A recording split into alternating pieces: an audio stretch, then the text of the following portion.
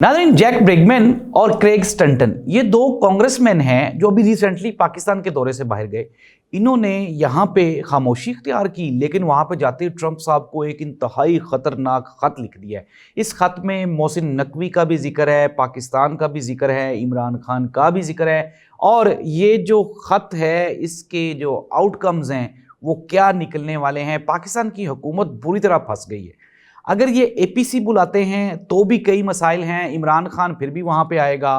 अगर ये कोई ऐवान का मुश्तरका इजलास बुलाते हैं तो भी इमरान खान के चर्चे होंगे। हुकूमत करने क्या जा रही है मोहतरमा मरियम नवाज साहिबा तो आज भी इतने ख़तरनाक टाइम पे भी इमरान खान और पीटीआई को तनकीद करने के अलावा कुछ भी नहीं कर रही। अली अमीन गंडापुर और पाकिस्तान तहरीक इंसाफ की जो क़यादत है उसके बारे में कहा गया कंप्रोमाइज है। पिंडी में कुछ मुलाकातें हुई, उनकी वीडियोस भी मंजर-ए-आम पे आ गई। अब अली अमीन गंडापुर के जो भाई साहब हैं वो और शहजाद अकबर ये आमने सामने हैं। नाज़रीन, ये असल कहानी है क्या, ये हम सबूतों के साथ सामने रखेंगे। आपके नाज़रीन, प्रोग्राम का बाकायदा आगाज़ करते हैं सबसे पहले सबसे ख़तरनाक खबर, और वो खबर है पाकिस्तान की हुकूमत के हवाले से और इस्टेब्लिशमेंट के हवाले से। नाज़रीन, यहाँ पे जो कांग्रेस का वफ्द आया उसमें जो दो कांग्रेसमैन थे उन्होंने यहाँ पे जब मुलाकातें की और मुलाकातें करने के बाद ये वापस गए हैं तो इन्होंने एक ख़त लिख दिया डोनाल्ड ट्रंप साहब को। अब इस खत की जो डिटेल्स है ज़रा वो सुने, आपको सुन के हैरानी होगी। नाज़रीन, ख़त की डिटेल्स ये हैं कि जब इन दोनों ने, ये जो कांग्रेसमैन हैं, इन्होंने जब वहाँ पे ख़त लिखा है उस ख़त में इन्होंने इमरान खान का, पाकिस्तान की डेमोक्रेसी का और पाकिस्तान में होने वाले ऑपरेशंस का ख़ुसूसी जिक्र किया है, और इसमें मोहसिन नकवी साहब का भी जिक्र है।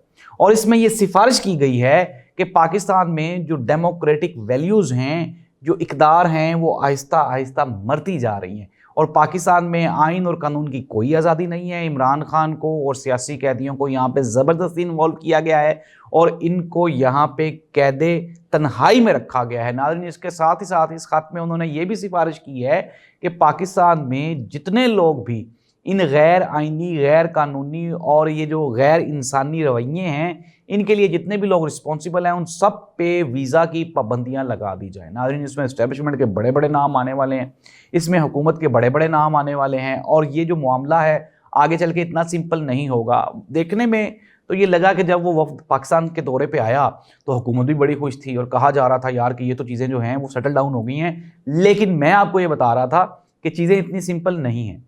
अमेरिकन गवर्नमेंट पाकिस्तान को एक बड़े वाइड स्पेक्ट्रम में देखती है।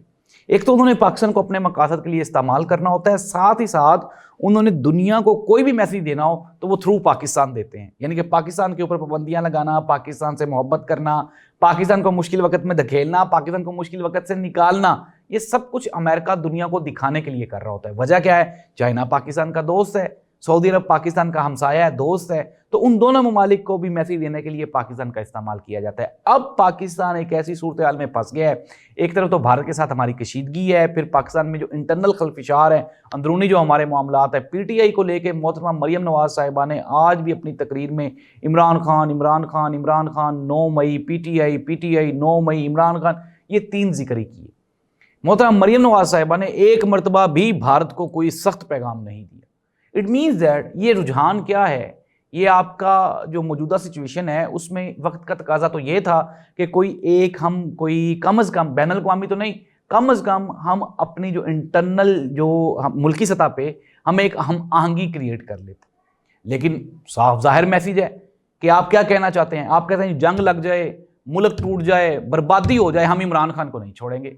इट मीन्स दैट नाज़रीन, अब वो अवाम जो इमरान खान के साथ खड़ी है वो भी इमरान खान को नहीं छोड़ेगी। हमारे एक दोस्त अजमल जामी साहब, उन्होंने बड़ी खूबसूरत बात की। उन्होंने कहा जी आपने ऑपरेशन करके देख लिया, पार्टी के ऊपर सख्तियां करके देख ली, इमरान खान को कैद तन्हाई में रख के देख लिया, इमरान खान के बगैर पार्टी है ही नहीं। आप 500 लोगों को कहें कि फॉरवर्ड ब्लॉक बना लें, पीटीआई को छोड़ जाएं, लेकिन पार्टी तो फिर भी वहीं पर खड़ी रहेगी क्योंकि वोटर इमरान खान के साथ खड़ा है। और जामी साहब की ये बात बिल्कुल ठीक है। तो नाज़रीन, इस चीज़ को लेके अब हमें आगे बढ़ना चाहिए। हुकूमत इस खौफ से कि इमरान खान को बुलाना पड़ेगा, वो एपीसी नहीं बुला रहे और ना ही वो ऐवान का कोई मुश्तरका इजलास तलब कर रहे हैं।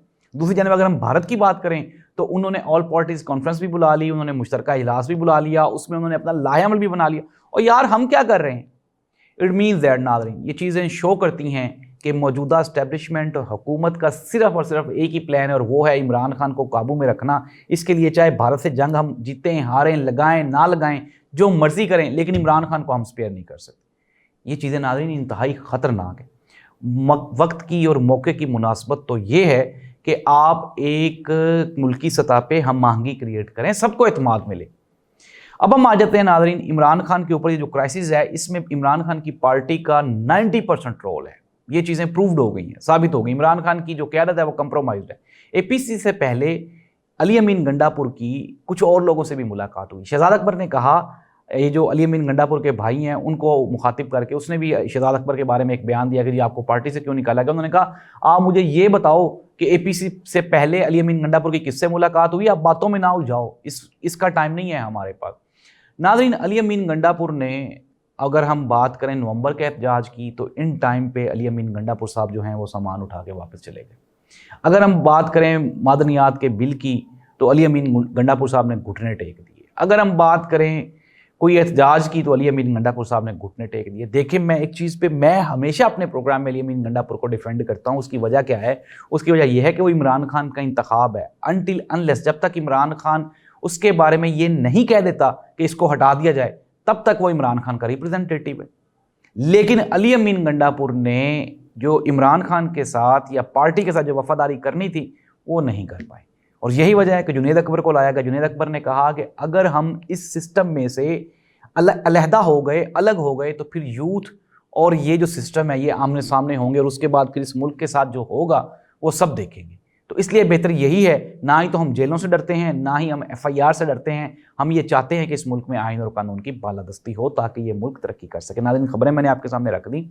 ایک تو یہ ہے کہ امریکہ کی جانب سے پریشر ٹو مچ ایکسٹریم پہ چلا گیا۔ اگر ویزا پابندیاں لگتی ہیں بڑے بڑے نام آئیں گے، محسن نقوی صاحب اس میں شامل ہوں گے۔ اس لیے حکومت یہ چاہتی ہے کہ عمران خان کے ساتھ، حکومت سے مراد اسٹیبلشمنٹ ہے، پی ایم ایل این نہیں چاہتی، پیپلز پارٹی نہیں چاہتی، ایم کیو ایم نہیں چاہتی۔ یہ کیوں نہیں چاہتے؟ ان کا اقتدار ختم ہو جائے گا اگر عمران خان ریٹرن ہو گیا تو ناظرین مشکل وقت ہے اسٹیبلشمنٹ کے اوپر، اور ان کو مشکل فیصلہ کرنا پڑے گا۔ اے پی سی بلانی پڑے گی، آج نہیں تو کل۔